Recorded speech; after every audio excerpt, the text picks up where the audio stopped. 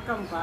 இந்த கல்லுப்பை பற்றி சொல்லணும்னா எவ்வளவோ சொல்லலாம். அந்த கல் உப்பு வந்து கடலில் தான் விளையுது. சும்மா வேற இந்த நைஸ் உப்பை பற்றியெல்லாம் நான் சொல்லலை. கல்லுப்பு, அந்த கல்லுப்பு வந்து கிருமி நாசினி.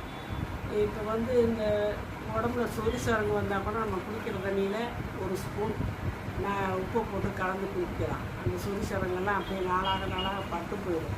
எங்கேயாவது தூக்கம் வீடு ஒரு ஆஸ்பத்திரிக்கு அப்படி இப்படி போயிட்டு வந்தோம்னா கூட நம்ம உடம்புல இருக்க கிருமி அழியணும்னா அந்த கல்லுப்பை போட்டு கலந்து குடிக்கலாம்.